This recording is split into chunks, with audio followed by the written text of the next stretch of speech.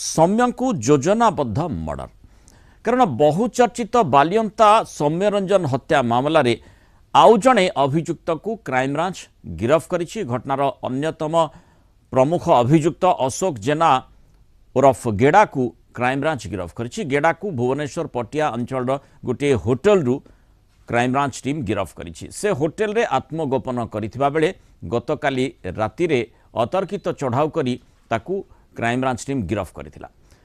आवश्यक पड़े असदाचरण अभियोग आनिथिबा युवती हुंतु बा अन्य केही हुंतु सेमानकर पॉलीग्राफ टेस्ट करा जिवो। ए कथाटी प्रथमरु आमे जेमति देखुचे परिवार लोके मध्य दाबी करूछंती जे युवती काले मिछ कहउछंती कि सेही आधार रे क्राइमब्रांच मध्य चिंता करूछि। क्राइमब्रांच डीजी मध्य एभली मंतव्य रखिछंती एवं स्वाभाविक भाव में अति गुरुत्वपूर्ण कथा ताकू मध्य क्राइमब्रांच विभिन्न दिगरु तदंत करुछि।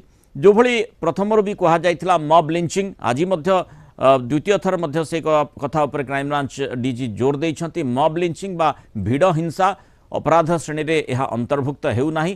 तेणु घटना रे अधिक तदंत जारी रहिछि। तदंतरु जदि किछि तथ्य आसे तेबे